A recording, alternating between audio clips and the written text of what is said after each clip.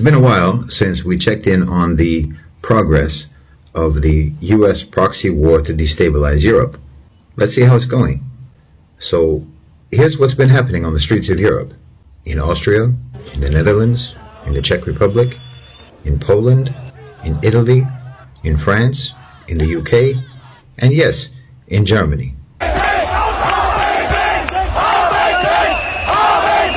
Mass demonstrations protesting against energy prices, protesting against inflation, protesting against NATO, protesting against the EU, protesting against the sanctions against Russia.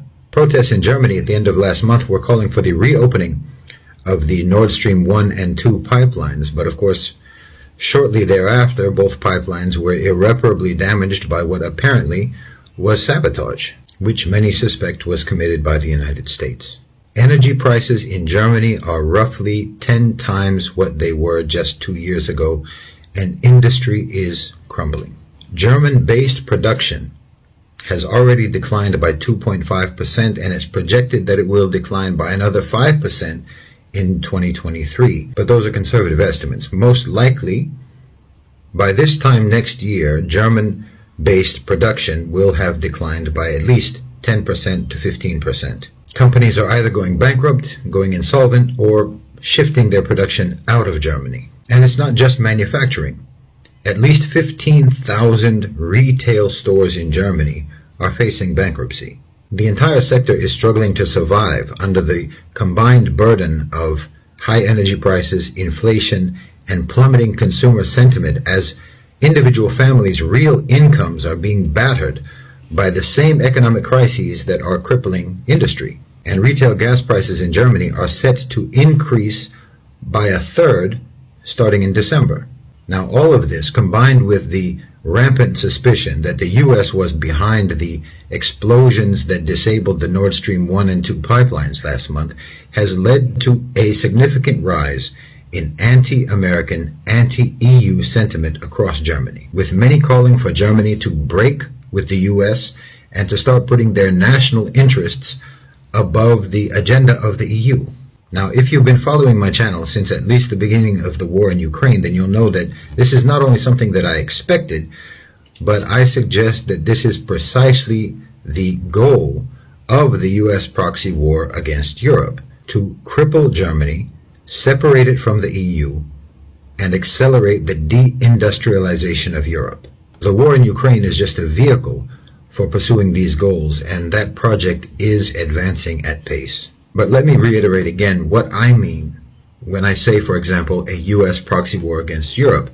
I'm not talking about the U.S. per se. I'm talking about America's economic, political, and military power being used as an instrument by the owners and controllers of global financialized capital. And this is a class of people who float above nationalities. You have to know that the elites of any nation or of every nation constitute their own nation, separate and distinct and apart from their countrymen. That's why you can have someone like Wolfgang Schäuble scolding the German people for whining about high energy prices and telling them, just burn candles at home and wear 2 sweaters if you're cold. And it's why you can have Liz Truss, the current Prime Minister of the UK, meeting with hedge fund managers the day before she announces her budget, and those hedge fund managers then being able to make millions and millions of dollars by shorting the British pound the moment she announces her plan to destroy the British economy. The owners and controllers of global financialized capital have captured the governments of the Western world. The United States just happens to be the most powerful weapon that they have with which to advance their agenda, but that agenda is by no means in the interests of the American people or the American nation. It is for the sake of their own nation, the nation of elites, and that is a nation that has no nationality. Empire today is not state-based, it's state-assisted, but it is an empire of capital. Because look, when, for example, Saudi Arabia and OPEC cut oil production last month, that was a blow to the US and to Europe, but it was not a blow to the owners and controllers of capital. BlackRock, for instance, the largest asset management firm in the world, owns significant shares of Aramco, and they even have the controlling share in an Aramco subsidiary. So Mohammed bin Salman outsmarted Joe Biden, but he didn't outsmart Larry Fink.